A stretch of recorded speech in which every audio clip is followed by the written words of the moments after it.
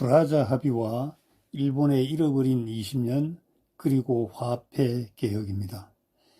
1945년에 원자폭탄 2발을 맞고 무조건 항복한 일본은 끔찍한 재앙에 직면하였습니다. 원폭 피해자는 엄청나게 많은 데다가 전범국의 책임은 물론이고 군대도 보유하지 못하게 강제당하였습니다.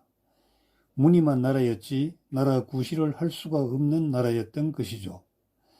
진주군 미군 병사들에게 긴 성냥 한 겹이 탈 동안에 치마를 들고 속살을 보여주면서 돈을 벌어야 먹고 살 수 있었던 시기였습니다. 천황폐하에 충성하면서 천황을 신이라고 여겼던 군인 입장에서는 원폭 2발에 직접 항복 성명을 발표하는 천황이 맞듣지 않게 생각되었습니다. 오죽하면 80만 명 정도 되던 관동군과 한반도에 주둔하던 황제를 다시 세워서 새로운 나라를 만들자고 했을 정도로 격앙되었던 분위기였습니다. 그런데 이들에게 천재이루 하늘이 주는 소생의 길이 열렸습니다. 바로 6.25 전쟁입니다. 북중연합군이 소련의 군사 지도를 받아서 일으킨 남침 전쟁으로 풍전등화에 빠진 남한을 구하고자 미군을 필두로 한 유엔군이 참전하였습니다. 한반도로 향하는 연합군의 군수지원사령부가 일본에 설치되었고 일본은 이 기회를 최대한 살려서 도약의 기반으로 삼았습니다. 이로부터 일본은 그야말로 잘 나가는 나라가 되었죠. 장인 정신이 투철한 일본의 공인들이 만든 제품들이 미국을 비롯한 서방으로 팔려 나갔습니다. 자동차, 카메라, 트랜지스터, 텔레비전을 비롯하여 많은 가전제품과 공업제품들이 날개에 돋친 듯 팔리고 일본의 국부는 증가하였습니다. 일본의 주요 도시에는 외국의 상사 주재원이 대거 몰려와 상주하였고 일본의 땅값은 폭등에 폭등을 거듭하였습니다. 그런데 좋은 일 뒤에는 반드시 나쁜 일이 따른다고 하였죠.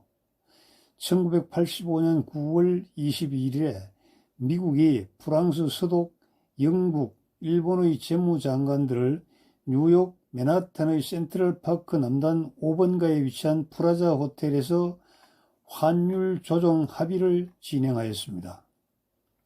1980년대 초에 일본은 자국의 높은 기술력을 바탕으로 전자제품을 미국으로 수출하고 있었으며 그중 소니의 워크맨은 미국에 돌풍을 일으켰고 1970년대 석유 파동 이후에 기름이 덜 든다는 경제적 자동차라는 의식이 생겼던 토요타를 중심으로 한 일본산 자동차 수출도 고실적을 누리고 있었습니다. 여기에 더해 일본이 엔저를 등에 업고 엄청난 대미 무역 흑자를 연이어 기록하자 또 꾸준히 경상수지 적자에 시달리던 미국은 프라자 합의를 통해 달러 엔 환율을 250엔에서 120엔으로 대폭 조정함으로써 일본의 수출 경쟁력을 낮추는 데 성공했습니다. 예를 들면 1달러짜리를 미국에 수출하면은 지금까지는 250엔을 받았으나 이 합의로 120엔만 받게 된 것이죠. 이때부터 일본은 경기가 하강하고 잃어버린 20년이라고 부르는 경기 침체가 계속된 것입니다. 기업이 부도를 맞고 은행이 파산되고 또 이러한 난맥상이 계속 이어지게 되었습니다. 부동산이 폭등하던 시기에 은행에서 대출받아 부동산에 투자한 사람들이 대출 상환을 하지 못하자 자살해버립니다. 한두 명 자살하는 게 아니고 자살자들이 줄을 이었습니다. 이들이 자살하니까 은행이 부도날 수밖에 없었습니다. 은행이 부도나는 것을 본 큰 돈들이 예금하였던 돈을 몽땅 찾아서 자기 집의 금고에 넣어 두었습니다. 이 돈이 하나로 무려 10경이 넘는다고 합니다. 정부 입장에서는 이 돈이 시장으로 흘러나오게 해야 하는데 묘수가 없었죠. 사유재산인데 공개적으로 빼앗을 수도 없는 노릇 아니었습니까? 궁여지책으로 2024년도 작년이니까 그러니까 작년이죠. 화폐 개혁을 시도하였습니다. 프라자 합의 전후 때 거금을 금고에 보관하였던 사람들이 지금 80세, 90세 전후가 되었다고 합니다. 일본 정부는 화폐 개혁을 단행했는데 그 속내는 지금 신권으로 교환하지 않으면 금고에 잠그둔 돈은 당신들 죽고 나면 모두 휴지 조각이 된다는 살뜰리는 경고를 날리는 화폐 개혁이었습니다. 지금 일본에는 두 가지의 화폐가 통용됩니다.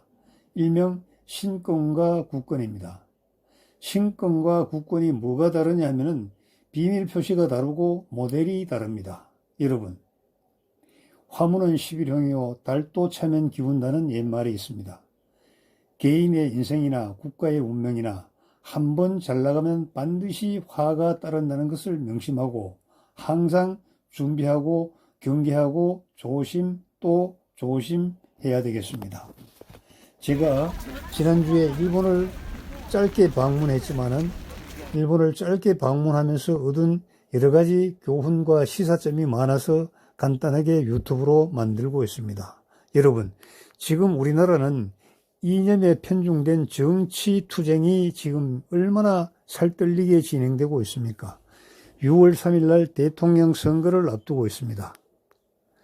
지금 여러 가지 드러난 상황만 본다면은 누가 대통령이 되어야 하는지는 삼척동자라도 알 수 있을 것 같은데 이놈의 이념이 무엇인지, 이놈의 사상이 무엇인지, 이념과 사상으로 똘똘 뭉쳐서 철옹성을 이루고 있으니 나라의 미래가 어찌 될까요?